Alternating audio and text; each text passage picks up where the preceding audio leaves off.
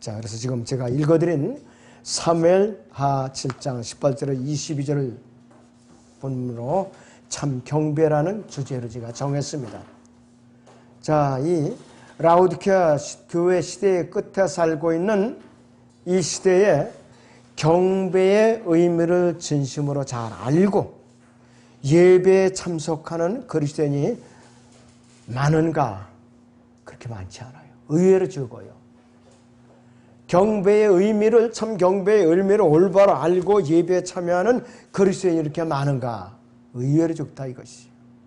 참다운 경배를 들을 수 있는 자격을 갖춘 그리스도인이 과연 그 교회에 얼마나 많이 있는가? 그것에 따라서 그 교회가 강성한 교회가 힘이 없는 교회가 결정이 되는 것이. 죄인이 어떻게 담대하게 거룩하신 하나님께 경배를 드릴 수 있는가 이것이. 또 유일한 근거는 뭐냐? 경배의 유일한 근거. 아버지께서 제물로서 연락하신 예수 그리스도의 보혈로서만 가능한 것이.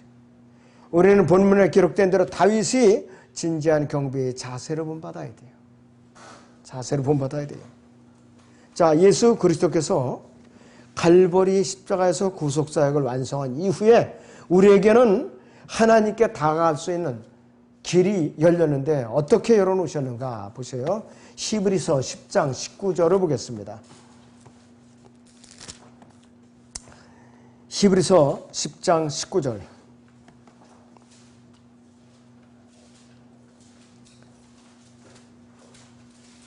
네, 16절부터 20절까지 해보겠습니다. 그 날들 이후로 내가 그들과 세울 언약이 이것이라. 주가 말하노라. 내가 나의 법들이 그들이 마음들 속에 두고 그들이 생각에 그 법들을 기록하리라. 또 그들이 죄들과 불법들을 다시는 기억하지 아니하리라고 하셨습니다. 이제 이것들을 용서하신 곳에는 더 이상 속죄의 죄가 없느니라. 그러므로 형제들아, 우리가 예수의 피로 인하여 담대하게 지성소에 들어가나니 그가 우리를 위해 바치신 새롭고 살아있는 길로 휘장 곧 그의 육체를 통하여 들어가느니라. 24시간 우리 언제도 시도 때도 없이 지성소에 드나들 수 있는 특권을 가졌어요. 그건 뭐냐? 내 안에 계시는 주님께서 성령으로 계시니까 나는 언제든지 시도 때도 없이 이 마음의 지성소에 드나들 수 있다는 말이에요. 근데 구약에서는 지성소에는 1년에 딱 한 번 대제사장이 백성들과 자기를 위해 속죄제를 드리는 후에 피를 갖고만 들어갔어요. 그렇지 않으면 들어갈 수가 없어요. 잘못 들어갔다는 대제사장이라 할지라도 즉사해요. 즉사한다 이것이에요. 그럴 때는 그 대제사장이 옷자락 밑에 스커트 옷자락에 송유방울 금방울 해갖고 방울이 달려 있어요. 걸을 때마다 달랑달랑 소리가 나는데 지성소에 들어가는데 아무 소식이 없어요. 죽은 거예요. 어떻게 시신을 끌어내느냐? 사람이 그냥 들어가면 다 죽어요. 들어가는 것도 다 죽어요. 허리춤에 줄이 달려 있어요. 아무리 기다려도 연락이 없다. 그 줄을 갖다 당겨내는 거예요. 그래갖고 시신을 처리한 거예요. 그랬더니 구약에는 지성소에 들어가기가 굉장히 어려웠어요. 1년에 한 번밖에 못 들어갔어요. 근데 우리는 24시간 언제든지 들어갈 수 있어요. 그렇다면 경배의 의미는 뭔가? 경배의 의미. 경배는요, 하나님을 살아계신 인격으로서 또 살아계신 존재로서 신들 중에 신이고 왕들 중에 왕이고 주들 중에 주이시고 전능하신 분으로서 영원하신 분으로서 알파와 오메가이시며 처음과 나중이신 전능하신 창조주로서 숭배하는 것이에요. 아주 굉장히 길지요. 내용이 길어요. 성경에서 경배라는 용어가 처음으로 언급된 것이 창세기 22장 5절에 있어요. 그런데 구약에 살펴보니까 진정한 경배에는 어떻게 되느냐? 피의 제사가 따르더라 이거예요. 그런데 우리는 지금 피의 제사가 아니라 예수님의 보혈의 공로로 입어갖고 지성소에 드나드는데 구약에서는 실제적으로 피의 제사가 뒤따라다니라 이거예요. 경배가 그냥 가는 것이 아니고 아브라함과 그의 아들 이삭이 둘 다 어떻게 되는가 이거지. 가긴 갔는데 아브라함이 이삭에다가 나무찜을 지어줬어요. 장작을 지어줬어요. 제물이 없어요. 제물이. 모리아산에 가서 애비가 아들을 그냥 갑자기 꽁꽁 묶어놓고 나무 장작 때문에 올려놓고 죽이려고 칼로 내리치려고 하는 순간에 하나님께서 말리셨죠. 아브라함아 손대지 말라. 응? 그래서 하나님께서 스스로 순양이 돼가지고서 수풀에 걸려 있었죠. 그래갖고 이삭은 돌려받은 거예요. 예수님의 부활의 모형으로서 돌려받았다 이것이요. 그 성경에서 경배가 최초로 언급될 때 예수 그리스도의 예표인 이삭이 관련되어 있던 것이. 어린 양으로 예표된 피속죄이고 죽은 아들이신 예수 그리스도의 부활이 여기에 예표로서 동반되었던 것이에요. 죽었다가 다시 부활하신 예수 그리스도께서 흘리신 피의 희생제와 관련이 없이 하나님께 드리는 어떠한 경배도 이교도의 망상에 불과한 것이에요. 또 종교행위에 불과하다 이것이에요. 자, 그래서 경배는 세 가지로 정의를 내려놨어요. 첫째는 아버지를 공급하시는 분으로서, 아들을 구세주로서, 성령님을 내주하시는 영으로 아는 마음의 분출이다. 이렇게 정의를 내렸어요. 멋지죠? 다시 말씀드리면은 경배는 아버지를 공급하시는 분으로서, 아들을 구세주로서, 성령님을 내주하시는 영으로 아는 마음의 분출이다. 이렇게 정의가 내려져 있어요. 경배는 기도와 찬양과도 또 구별이 돼요.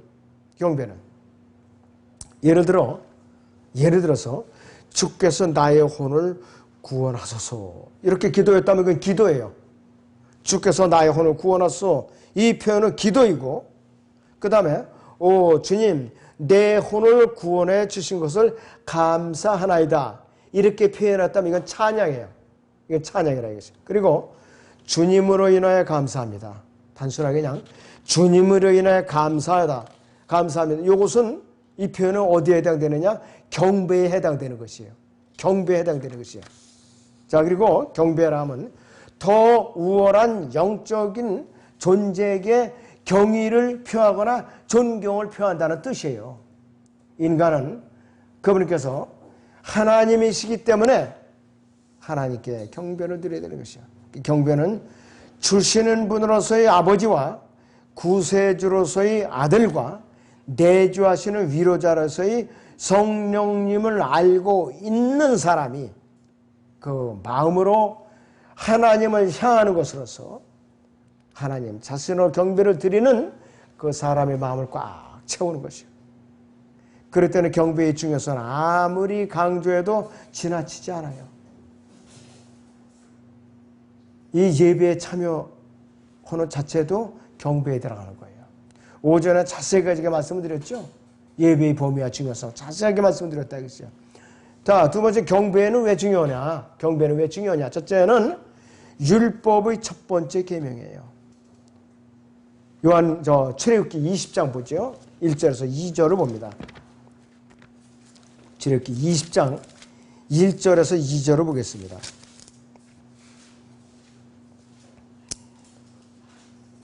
하나님께서 이 모든 말씀을 일러 말씀하시기를 나는 이집트 땅 종의 집에서 너를 데리고 나온 주 너희 하나님이라 이렇게 말씀을 했어요. 그리고 출애굽기 34장 14절을 봅니다. 출애굽기 34장 14절을 봅니다. 너는 다른 신을 경배하지 말지니 그 이름이 질투인 주는 질투하는 하나님입니다. 그래서 오직 하나님만을 경배하라 이것이에요. 하나님께만 경배를 드리라. 다른 신에게 경배를 드리면 너는 저주를 받는다는 뜻이에요. 그리고 하나님께서는 그분의 백성들로 하여금 하나님께 경배 드릴 수 있도록 장막과 성전을 세우셨고 여러 가지로 경배의 방법과 제사법을 가르쳐 주셨어요. 특히 이스라엘 백성들에게. 그리고 하나님께서는 아브라함을 비롯한 여러 사람들에게 그분께 경배드리는 방법을 가르쳐 주셨어요. 아브라함은 하나님의 명령에 철저하게 순종하는 자세로 경배드림으로써 이삭을 부활의 예표로서 다시 돌려받을 수 있었던 것이에요. 위대한 아브라함의 언약을 하나님께로부터 또 약속을 받을 수가 있었죠. 히브리서 11장을 보세요. 히브리서 11장 17절에서 19절을 봅니다.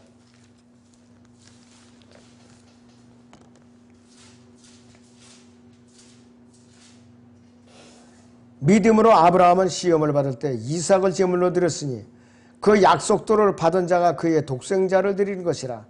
그에 관하여 말씀하신 네 씨라 불릴 자는 이삭에게서 난 자라고 했으니 그는 하나님께 죽은 자들로부터 그를 살리실 수 있으리라고 생각하였으므라. 이로써 그는 모형으로 그를 죽은 자 가운데서 다시 받은 것이니라.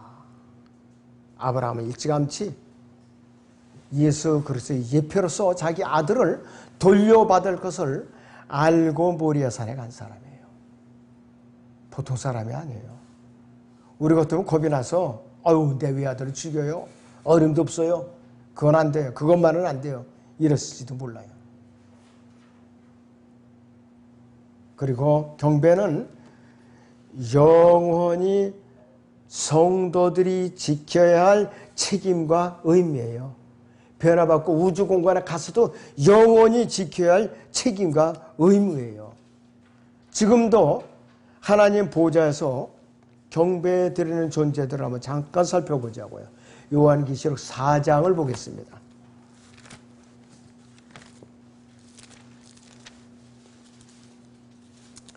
7절에서 9절을 보죠. 첫째 짐승은 사자 같고 둘째 짐승은 송아지 같으며 셋째 짐승은 사람과 같은 얼굴을 가졌고 넷째 짐승은 날아다니는 독수리 같더라. 네 짐승들은 각각 자기 주위에 6개의 날개를 가졌고 안쪽에는 눈들로 가득하더라. 또 그들은 밤낮 쉬지 않고 말하기를 거룩하시도다 거룩하시도다 거룩하시도다. 전에도 계셨고 지금도 계시며 앞으로 오실 전능하신 주 하나님이여 하더라. 그 짐승들이 보좌에 앉으시어 영원 무궁토록 살아계시는 분께 영광과 존귀와 감사를 드릴 때에 그랬어요.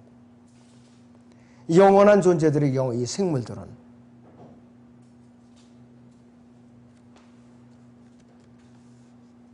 자 그리고 또 5장에서도 마찬가지. 5장에서도 13절을 보시면 13절 14절을 보시면은 또 내가 들으니 하늘과 땅과 땅 아래와 바다에 있는 각 피조물과 그 안에 있는 만물에 말하기를 보좌에 앉으신 분과 어린 양에게 찬송과 존귀와 영광과 권세가 영원 무궁토록 있을지어다라고 하더라. 그때 그 네 짐승이 말하기를 아멘하고 24 장로가 엎드려 영원 무궁토록 살아계시는 분에게 경배하더라 그랬습니다. 우리도 변화받아서 올라가면은 이와 같이 영원토록 경배를 드리는 삶이 돼요. 영원토록. 그러니까 이 땅에서 우리가 훈련을 받아야죠. 경배의 훈련을 받아야 돼요. 그렇다면은 경배의 대상은 누구인가 이것이요. 경배의 대상.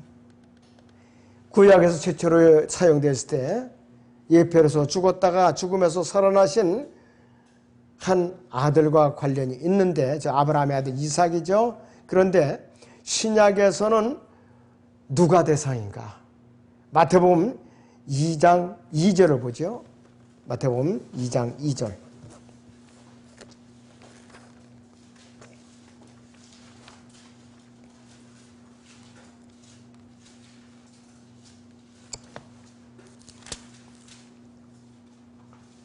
말하기를 유대인의 왕으로 태어나신 분이 말하기를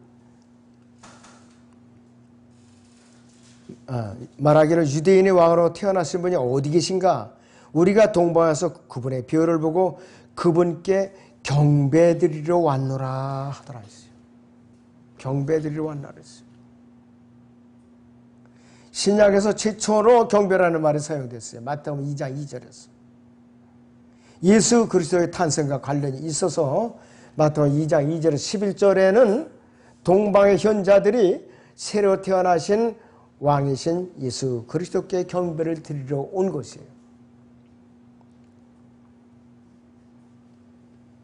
또 마태복음 4장 10절에서는 예수님께서 광야에서 시험 받으실 때 뭐라고 그를 꾸짖었는가 보세요. 마태복음 4장 10절을 보세요. 그러자 예수께서 그에게 말씀하시기를 사탄아 여기서 물러가라. 기록되었어 너는 주 너희 하나님께 경배하고 오직 그분만을 섬기라고 하였느니라 하시니 이랬어요. 그분만을 섬기고 경배하라고 그랬어요. 그리고 요한복음 4장 24절에서는 이렇게 말씀하고 있어요. 요한복음 4장 24절에서 하나님은 한 영이시니 그랬어요. 그분께 경배드리는 자들은 영과 진리로 경배드려야만 하리라고 그랬어요. 영과 진리로. 성령으로 거듭난 영을 말하죠. 진리는 변개되지 않은 성경을 말씀하는 거예요. 그러니까 자세하게 풀어 말하면은 성령으로 거듭난 영이 변개된 성경을 갖고 예배를 드린다. 이것도 성경적이 아니에요. 이거하고 틀려. 이 구절하고 어긋나는 거예요. 그리고 거듭나지 못한 그냥 종교인이 킹잼 성경에 바른 성경을 갖고 예배에 경배에 참여했다. 이것도 엑스페어 아니에요.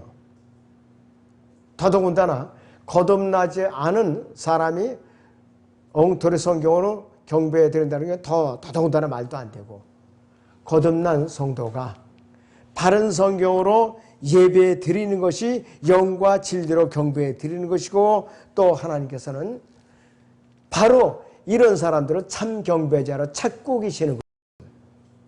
그런데 과연 이 의미를 제대로 알고 경배 드리는 사람들은 많은가? 아니에요. 별로 많지 않아요. 성경 자체에서 진정한 경배의 의미를 이렇게 정의를 해놓고 있는데도 불구하고 사람들이 몰라요. 이걸 보고도 모르더라 있어요. 공산주의는요. 하나님께 경배를 드리는 대신에 사람을 경배하도록 가르침으로써 첫째 계명과 둘째 계명을 바꿔놨어요. 공산주의가. 자, 예수 그리스도께서도 분명히 하나님을 경배하라고 그랬지. 하나님께 경배드리라고 그랬지. 사람을 두려워하고 경배드리라고 그런 말을 하신 적이 없었어요. 자, 이 영원에서도 마찬가지로 영원 무궁토록 우리는 하나님께 경배를 드려야 되는데요. 아까 요한계시록 5장을 봤죠. 13절 14절을 봤죠. 12절을 보세요. 이번에는 요한계시록 5장 12절을 봅니다.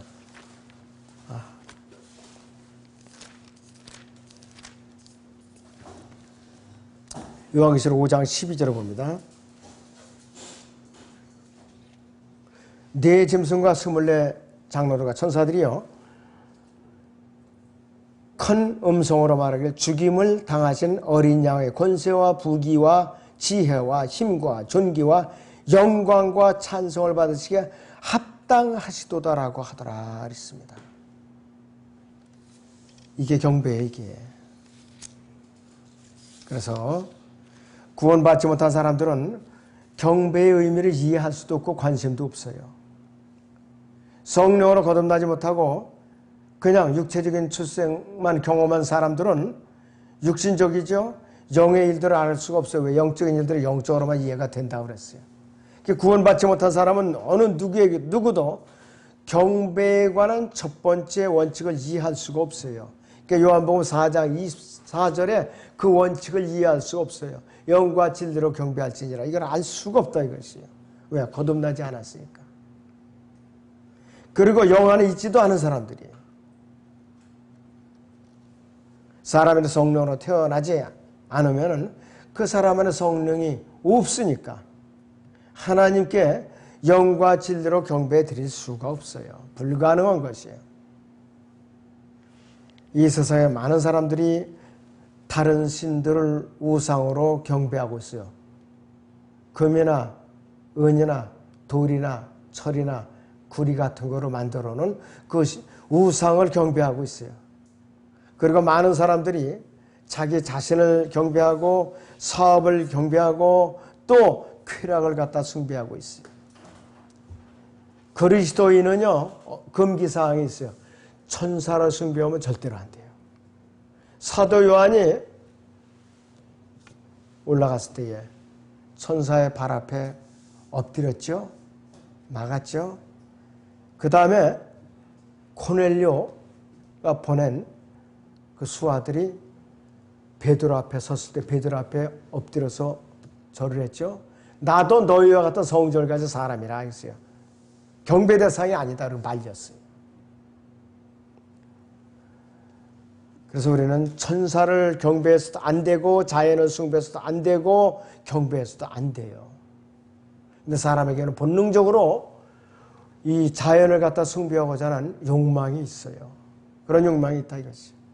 그리스도인은 오직 하나님 아버지께만 경배를 드려야 돼요. 자, 그래서 요한복음 4장 23절에서 그러나 참된 경배자들이 아버지께 영광과 진리로 경배로 진리로 경배드릴 때가 오나니 바로 지금이라고 그랬어요. 이는 아버지께서 자기에게 경배드릴 그런 자들을 찾으심이라고 그랬어요. 바로 지금이에요. 우리 바른 말씀과 바른 이렇게 영으로 올바른 영으로 태어난 이 사람들을 찾고 있는 바로 지금 이때를 말하는 것이에요.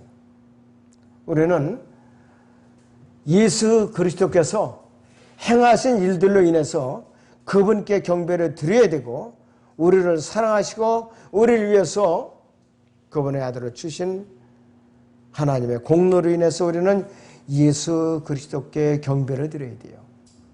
예수 그리스도께 하나님께 경배를 드리고 예수 그리스도께 경배를 드려야 된다 했습니다. 이 땅에서 성령님의 일은 뭐냐? 예수 그리스도를 드높이고 또 그분을 영화롭게 하는 것이 성령님의 역할이에요. 성령님을 숭배해서는 안 돼요. 신약에는 어느 누구에게도 성령을 경배하라는 이유가 없어요. 성령에 대해서 최대의 찬사를 보내는 사람들이 성령에 대해서 가장 모르는 사람들이 누구냐? 은사주의자들. 성령 운동을 하는 사람들이에요.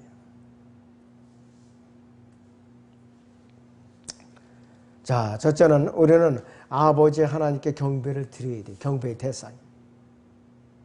두 번째는 우리의 주인이시요 구주이신 아들 예수 그리스도께 경배를 드려야 돼요. 그리고 삼위의 한 분으로서 성령님을 무시하면 또 안 돼요. 그분께 우리는 존경심을 갖는다는 것 간과해서는 안 돼요. 이번은 경배의 대상이 아니니까 그냥 뒷전으로 밀어놔도 안 되는 거예요. 삼위의 한 분이시니까 그렇다 이거지. 그러면 경배드리는 자의 자세는 어때야 되느냐? 첫째는 영적이어야 하면 영으로 들어야 돼요. 영적이어야 하면 영으로 들어야 되는 것이죠. 요한복음 4장 24절인 대로 하나님은 한 영이시니 그분께 경배드리는 자들은 영과 진리로 경배드려야 된다 그랬어요. 두 번째 자세는 경배는 진실되어야 하며 진리로서 해야 된다 이것이요. 하나님께서 우리의 말이 사실이며 진지하며 마음속 깊숙이 들어있는 것을 참으로 표현하고 있는가 아셔요. 우리의 심령을 감찰하셔요. 형식적인 예배를 드리는가 그렇지 않으면 진지하게 드리는가 다 아세요. 지금 이 순간에 다 알고 계세요 우리가. 그리고 경배는 이해력을 가지고 드려야 돼요. 무지한 상태에서 경배의 대상이 안 돼요. 경배도 드릴 수가 없어요. 하나님께서는 무지를 장려하시는 분이 아니에요. 책망의 대상이지. 자, 이 고린도전서 14장 38절을 보죠. 고린도전서 14장 38절을 봅니다.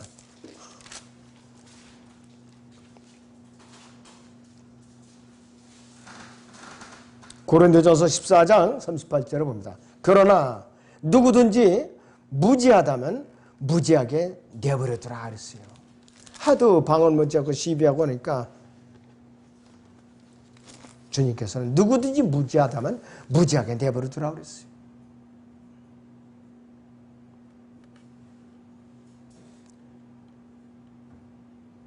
어떤 사람은 자기도 이해하지 못하는 기도를 외워가지고서 경배를 드리려고 했어요. 누군지 아세요? 주기도문 암송하는 사람들. 사도신경 형식적으로 암송하는 사람들, 교동문 암송하는 사람들, 이 참경배자들 아니에요, 전부. 성경에 어디 그렇게 하라고 그랬어요. 이거 아니라 이것이요. 이건 다 액세서리지 진정한 하나님께 기뻐하시는 경배가 아니에요. 그 세 가지는 다 교회에서 빼야 돼요, 전부 다. 예배에서 절차에서 빼야 되는데 단골맨으로 들어가 있죠. 예배 순서에 단골맨으로 들어가 있어요. 이건 안 되는 거야. 하나님을 욕되게 하는 것이. 예수 그리스도를 통해서 하나님께 드리는 경배가 영적이고 진실되고 이해를 가지고 드리는가를 살피는 것이 성도 각인에게 부과된 의무예요. 의무라 이것이요. 교회에서나 또는 개인적으로 드리는 경배는 결코 규례로 묶을 수 없는 마음에서 우러나오는 것인데 하나님께서는 우리가 전심을 다하여 드리는 경배를 몹시 기도하고 계시요. 그러나 실망하실 때도 있어요. 왜? 이러한 규칙에 어긋나는 짓을 하니까 실망하신다 이것이. 하나님께서 참 경배절을 찾고 기뻐하시는데 아까도 계속해서 말씀드리지만은 바로 거듭난 영과 변개되지 않은 바른 성경을 갖고 경배드리는 자를 찾는데 바로 그 대상이 참 경배자들이라 이것이 있대요. 자, 그러면은 이제 경배를 방해하는 요소들이 있어요. 한 8가지 정도 돼요. 첫째는 자기 의지예요. 자기 의지. 자의지라고도 한다. 하나님께서는 구약에서 그분을 섬기기를 원하는 한 사람을 죽였어요. 본인은 열심히 했어요. 사무엘하 6장에서 그런 스토리가 나와요. 우사가 다윗이 마차에다가 수레에다가 언약궤를 실어가지고서 다윗성으로 옮기려고 갔어요. 앞에서 제사장들을 세워서 나팔 들고 악기를 이제 연주하면서 왔는데 원칙을 어겼어요. 언약궤에다가 채를 껴서 제사장들이 어깨에다 메고 운반을 해야 되는데 소수로에다가 그냥 끌고 오다가 변을 당했어요. 우사가 소가 날뛰니까 뚜껑이 벗겨지니까 손을 뻗쳐갖고 뚜껑을 이렇게 만졌죠. 그 순간에 우사가 즉사를 해버린 거예요. 그러니까 다윗이 실수했죠. 처음부터 제사장들이 어깨에 메고 옮겼어야 되는 건데. 그러니까 다윗이 겁이 나니까 몇 달 동안은 가드인 오벳 에돔의 집에다가 그냥 놔두고 왔어요. 나중에야 마음이 안정되니까 다시 옮겨왔죠. 그때는 제사장들이 어깨에 메고 왔어요. 그리고 또 한 부류가 있는데 자기 의지대로 경배드리려는 즉사한 부류가 있어요. 아론의 두 아들 나답과 아비후 4명의 아들 중에 둘이 제단에서 붙인 불이 아니라 다른 불로 붙여갖고 번제를 드리려다가 즉사한 사건이 있어요. 레위기 10장을 봅니다.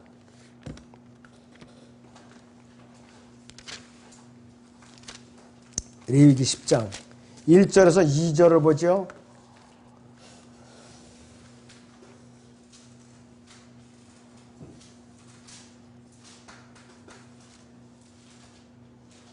아론의 아들들인 나답과 아비후가 각자 자기의 향로를 가져다가 그 안에 불을 닫고 그 위에 향을 담아 주께 해서 그들에게 명령하지 않으신 다른 불을 주 앞에 드렸더니 주께로부터 불이 나와서 그들을 삼키니 그들이 주 앞에서 죽은지라.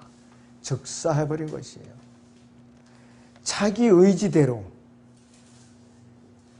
섬기려다 즉사한 거예요. 저는 이 우사는 제 인간적인 관점에서 참 불쌍해요.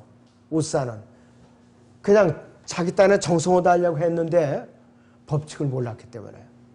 그 사실 다윗에게 책임이 있었던 거예요.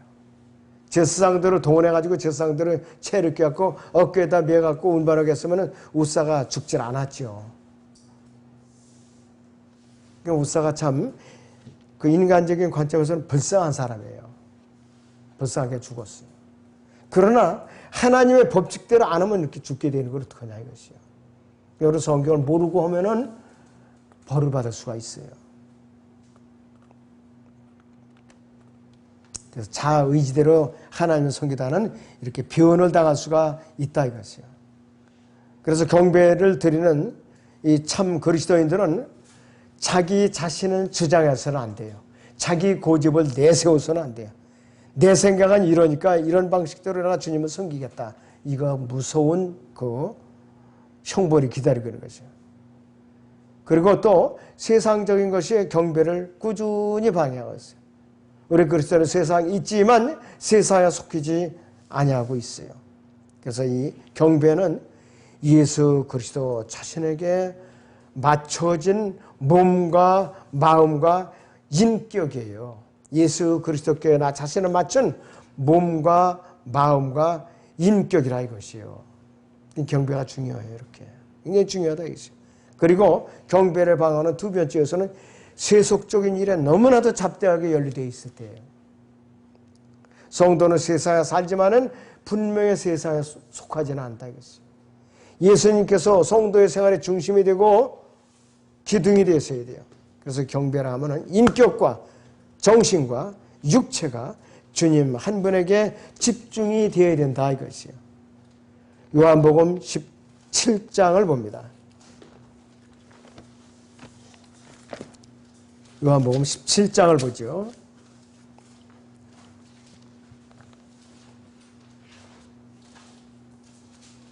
11절부터 봅니다. 이제 나는 더 이상 세상에 있지 아니하나 이들은 세상에 있나이다. 그리고 나는 하나님께로 가나이다. 거룩하신 아버지시여 아버지께서 내게 주신 그들을 아버지의 이름으로 지켜주소서. 그들도 우리처럼 하나가 되게 하옵소서.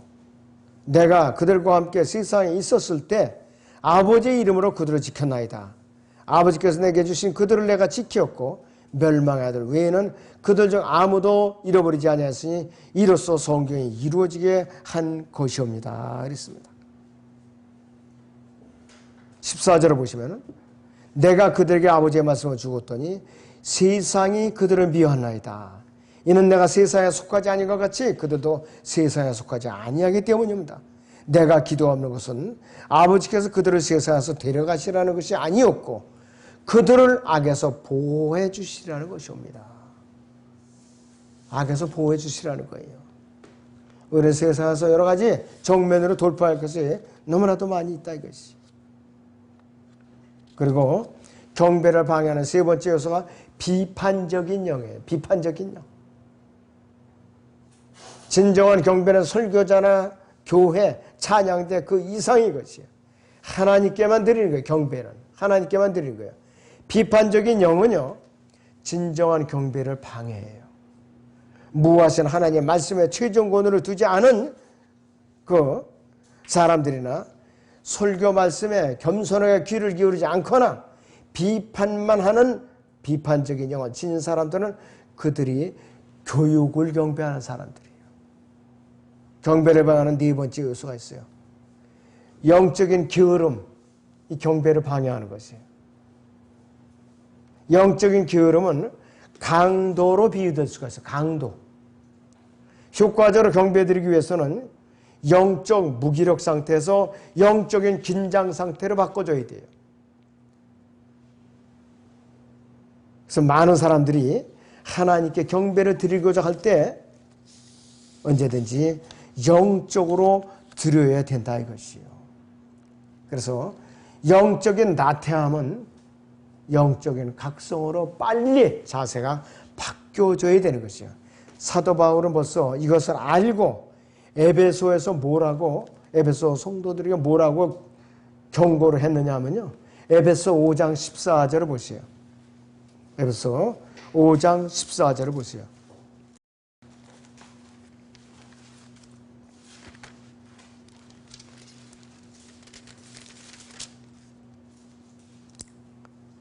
그러므로 그가 말씀하시기를 잠자는 자가 깨어라. 그리고 죽은 자들로부터 일어나라. 그러면 그리스도께서 네게 빛을 주시리라. 이렇게 경고를 하고 있어요. 영적 각성으로 깨어나라 이것이에요. 경배를 방하는 다섯 번째 요인은 인내의 부족이에요. 참을성이 없어요. 이사야 40장 31절을 보죠. 뭐라고 말씀하시는가? 구약에 이사야 40장 31절을 봅니다.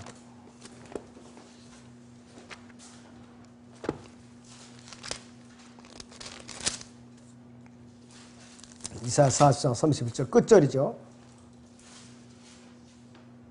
오직 주를 앙망하는 자는 자기의 힘을 새롭게 하리니 독수리 날개처럼 치솟을 것이요 그들이 달려도 피곤치 않으며 걸어도 곤비치 아니하리라 했어요. 여기 한글 킹잼성경이 앞구절이 균형이 안 맞아요. 뒤에는 복수를 해놓고 앞에는 단수를 해놓고 오직 주를 앙망하는 자들은 그래야 돼요. 자기들이 그래야 돼요. 주어가 대인데 그리고 여기서 그 their strength 여기도 복수로 되어 있어. 이 흠정령에 바로 되어 있더라고요. 근데 매번 판이 나오면서 이걸 안 고치고 있는 거예요. 이걸 빨리 고쳐야 돼 이게. 그래서 뒤에 후반절하고 이것이 균형을 빨리 이루어야 된다 이것이요. 그래서 이 라오디게아 교회 시대에는 그리스도인들은 하나님의 선하심과 행적을 묵상하면서 그분의 존재 안에서 조용히 앉아서 기다리는 법을 또 배워야 돼요. 기다리는 법 인내하면서. 그리고 경배를 방하는 여섯 번째 요소가 뭐냐? 형식적인 경배. 형식적인 경배. 경배를 모르는 사람은 의식으로 대체하기 쉬워요. 잡다한 의식. 또 하나님은 자기 생각에 따라서 경배 드리도록 순서를 일방적으로 정해놔요. 사람들. 형식에 치우치는 것은 진정한 경배의 보통이 아니라 끔찍한 방해가 되는 거예요. 끔찍한 방해가. 하나님께 경배드리는 자는 자유로운 마음을 의식이나 또 자기의 방식대로 받고 놓는데 이건 어떤 것이냐? 신성모독이에요. 그리고 사탄적인 발상이고 이것은 아주 악한 영에 사로잡힌 짓이에요. 형식적인 경배예요. 너무 무서운 거예요. 자, 그래서 죽어버린 전통적인 관행, 끔찍한 죽음이에요. 그리고 이단 가르침보다 더 쓸모가 없다 그랬어요. 이것은 죽어버린 정통주의 가르침. 그래서 이와 같은 종교 의식에는 경배가 끼어들 틈바구니가 없어요. 틈바구니가 없다 이것이. 자신의 인격에 대해서 자만과 인종에 대한 자부심, 나 백이냐 이러면서 그리고 믿음이 좋다고 생각하는 교만과 자기 자신에 대한 교만과 혹은 자신만 은혜를 받았다. 이런 교만은 진정한 영적 경배를 방해한다 이것이. 그래서 그리스도인의 진정한 영적 경배는 영적이어야 돼요. 영적이어야 돼요. 그리고 또 경배는 진실해야 된다 이것이요. 영적이고 진실해야 된다 이것이. 진리 안에서 이루어지는 것이. 하나님께서 우리의 마음을 살펴보시고 우리 입술에서 나오는 말이 참되고 진실되고 마음에서 우러나오는 말이 정말로 순수한가 감찰하시는 분이에요. 정말로 감찰하시는 분이라 이것이. 그렇기 때문에 이 사탄은요, 진정한 경배를 드리는 그리스도인들을 끈질기게 방해하는 거예요. 경배를 올바로 못 드리도록. 경배를 방해하는 7째 요소가 있어요. 용서하지 않는 영. 용서하지 않는 영. 마음속에 원하는 것을 품고 용서하지 않고 또 분노를 품는 것은 어떻게 되냐? 빨리 내가 먼저 풀고 내가 먼저 풀어야 돼. 왜? 경배가 안 되니까. 어쩔 수 없어요. 내가 손해보더라도. 마지막으로 이 경배를 방해하는 8번째 요소는 영적인 교만이에요. 영적인 교만. 인종, 교육, 가진 것에 대한 교만, 이 모든 것이 다 어떻게 되냐? 참다운 경배를 방해하는 요소들이에요. 그런데 인종차별이 있는 국가에서는 참된 경배가 안 돼요. 참된 경배가 안 돼요. 우리 미국 가는 유학생들이 백인들 교회에 가면은 눈동자부터 이상하게 쳐다본다는 거예요. 눈동자부터. 그러니 또 예배 드릴 수가 있어요? 못 드리고 그냥 나오지. 그런 교회에 어떻게 참된 경배에 주님께서 임재하시는가 이거예요. 어려워요. 야고보서 4장 6절을 봅니다. 야고보서 4장 6절을 봅니다.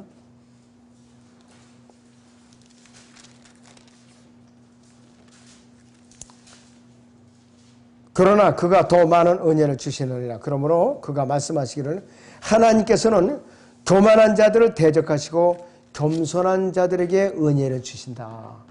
교만한 자들을 대적하시고 겸손한 자들에게 은혜를 주신다고 그랬어요. 그리스도인은 하나님의 임재 안으로 들어가서 최고의 임무인 경배에 임할 때에 비로소 하나님께 경배드리는 효력이 나타나는 거예요. 그때서야. 그렇게 할 때 하나님께서 비로소 영광을 받으세요. 그때서야. 왜냐하면 하나님께서는 그분께 합당한 찬양과 존경과 영광을 받으시게 된다 이거죠. 그래서 하나님께서는 기쁨과 평강으로 경배드리는 사람의 마음을 그때서야 가득 채우실 거예요. 참다운 경배는 두 가지 중요한 결과가 나와요. 참다운 결과를 이제 경배를 드리고 나면 두 가지 결과가 나와요. 첫째는 하나님께 드리는 찬양과 영예와 영광을 하나님께서 받으심으로써 그분이 영화롭게 되시오. 다시 말씀드려요. 첫째는 참다운 경배의 중요한 두 가지 결과 중에 첫째는 하나님께서는 그분께 드리는 찬양과 영예와 영광을 받으심으로써 영화롭게 되신다. 두 번째 결과는 경배드리는 성도는 하나님께로부터 엄청난 축복을 받게 된다 이것이. 하나님께서는 경배드리는 사람의 심령과 기쁨을 화평으로 가득 채워주신다. 이것이 경배의 결론이에요.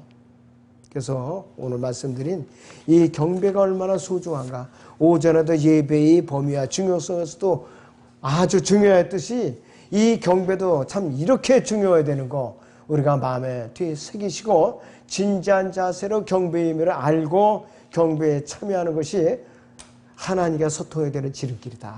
이걸 우리가 알아야 되겠습니다. 기도하겠습니다. 네.